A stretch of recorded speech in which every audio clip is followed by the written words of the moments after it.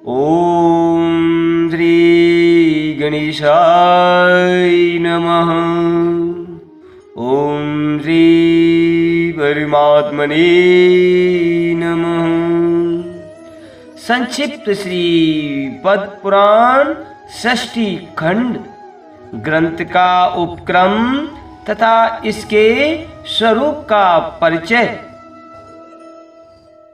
श्री व्यास जी के शिष्य परम बुद्धिमान लोमहर्षण जी ने एकांत में बैठे हुए अपने पुत्र उग्रश्रवा नामक सूत से कहा, हे बेटा, तुम ऋषियों के आश्रमों पर जाओ और उनके पूछने पर संपूर्ण धर्मों का वर्णन करो। तुमने मुझसे जो संक्षेप में सुना है वह उन्हें विस्तार पूर्वक सुनाओ। मैंने महर्षि वेद व्यास जी के मुख से समस्त पुराणों का ज्ञान प्राप्त किया है और वह सब तुम्हें बता दिया है। अतः अब मुनियों के समक्ष तुम उसका विस्तार के साथ वर्णन करो। प्रयाग में कुछ महर्षियों ने जो उत्तम कुलों में उत्पन्न हुए थे, साक्षात भगवान से प्रसन्न किया। वे यज्ञ करने योग्य किसी पावन प्रदेश को जानना चाहते थे। भगवान नारायण ही सबके हितैषी हैं। वे धर्मानुष्ठान की इच्छा रखने वाले उन महर्षियों के पूछने पर बोले, हे मुनिवरों, यह सामने जो चक्र दिखाई दे रहा है इसकी कहीं तुलना नहीं है। इसके नाभ सुंदर और स्वरूप दिव्य है। यह सत्य की ओर जाने वाला है। इसकी गति सुंदर एवं कल्याणमयी है। तुम लोग सावधान होकर नियम पूर्वक इसके पीछे पीछे जाओ। तुम्हें अपने लिए हितकारी स्थान की प्राप्ति होगी। यह धर्ममय चक्र यहाँ से जा रहा है। जाते जाते जिस स्थान पर इसकी नेमी क्षीण होकर गिरी पड़े उसी को पुण्यमय प्रदेश समझना चाहिए। उन सभी महर्षियों से ऐसा कहकर भगवान अंतर ध्यान हो गए और वह धर्म एक चक्र नैमिषारण्य के गंगा वर्त नामक स्थान पर गिरा। तब ऋषियों ने निमि शीर्ण होने के कारण उसका नाम नैमिष रखा और नैमिषारण्य में दीर्घ काल तक चालू रहने वाले यज्ञों का अनुष्ठान आरंभ कर दिया। वहीं तुम भी जाओ और ऋषियों के पूछने पर उनके धर्म विषयक संशयों का निवारण करो। तदनंतर ज्ञानी उग्रश्रवा पिता की आज्ञा मानकर उन मुनीश्वरों के पास गए तथा उनके चरण पकड़कर हाथ जोड़कर उन्होंने प्रणाम किया। सूत जी बड़े बुद्धिमान थे। उन्होंने अपनी नम्रता और प्रणाम आदि के द्वारा महर्षियों को संतुष्ट किया। वे यज्ञ में भाग लेने वाले महर्षि भी सदस्यों सहित बहुत प्रसन्न हुए तथा सबने एकत्रित होकर श्री सूत जी का यथा योग्य आदर सत्कार किया। ऋषिवर बोले, देवताओं के समान तेजस्वी हे सूत जी, आप कैसे और किस देश से यहाँ आए हैं? अपने आने का कारण बतलाइए। श्री सूत जी ने कहा, हे महर्षियों, मेरे बुद्धिमान पिता व्यास शिष्य लोमहर्षण जी ने मुझे यह आज्ञा दी है कि तुम मुनियों के पास जाकर उनकी सेवा में रहो और वे जो कुछ पूछे उसे बताओ। आप लोग मेरे पूज्य हैं, बताइए मैं कौन सी कथा कहूँ?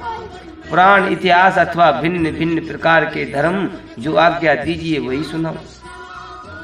श्री सूत जी का यह मधुर वचन सुनकर वे श्रेष्ठ महर्षि बहुत प्रसन्न हुए। अत्यंत विश्वसनीय विद्वान लोमहर्षण पुत्र उग्रश्रवा को उपस्थित देख उनके हृदय में प्राण सुनने की इच्छा जागृत हुई। उस यज्ञ में यजमान थे महर्षि शौनक, जो संपूर्ण यज्ञ शास्त्रों के विशेषज्ञ, मेधावी तथा वेद के विज्ञानमय आरण्य भाग के आचार्य थे। वे सब महर्षियों के साथ श्रद्धा का आश्रय लेकर धर्म सुनने की इच्छा से बोले। शौनक जी ने कहा, हे महाबुद्धिमान सूत जी, आपने इतिहास और पुराणों का ज्ञान प्राप्त करने के लिए ब्रह्म ज्ञानियों में श्रेष्ठ भगवान व्यास जी की भली भांति आराधना की है। उनकी पुराण विषयक श्रेष्ठ बुद्धि से आपने अच्छी तरह लाभ उठाया है। हे महामते, यहाँ जो ये श्रेष्ठ ब्राह्मण विराजमान है, इनका मन पुराणों में लग रहा है। ये पुराण सुनना चाहते हैं, अतः आप इन्हें पुराण सुनाने की ही कृपा करें। ये सभी श्रोता जो यहाँ एकत्रित हुए हैं वही श्रेष्ठ है। भिन्न भिन्न गोत्रों में इनका जन्म हुआ है। ये वेदवादी ब्राह्मण अपने अपने वंश का पौराणिक वर्णन सुने। इस दीर्घकालीन यज्ञ के पूर्ण होने तक आप मुनियों को पुराण सुनाइए। हे महाप्राज्ञ, आप इन सब लोगों से पद्म पुराण की कथा सुनिए। पद्म पुराण की कथा को कहिए। पद की उत्पत्ति कैसी हुई, उससे ब्रह्मा जी का आविर्भाव और किस प्रकार हुआ, तथा कमल से प्रकट हुए ब्रह्मा जी ने किस तरह जगत की सृष्टि की, ये सब बातें इन्हें बताइए।